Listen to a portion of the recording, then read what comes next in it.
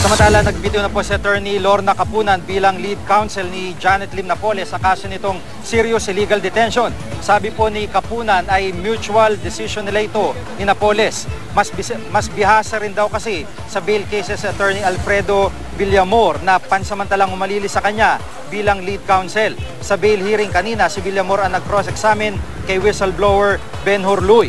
Git naman ng Clerk of Court ng Makati RTC na si Attorney Josfa Valencia, kailangan pang magsampa ng formal na motion ni Capunan bago siya tuluyang makapagbitiw. Hindi man alam ni Senate Blue Ribbon Committee Vice Chair Senator Sergio Osmeña ang rason ng pagbibitiw ni Capunan, di raw ito magandang senyales. Wala rin daw ideya rito si Justice Secretary Laila De Lima, pero ang mahalaga raw ay umuusad ang kaso. Dami ng interpretation. No? But it's as simple as that. Client decision to go ahead with a lawyer that's familiar with this case.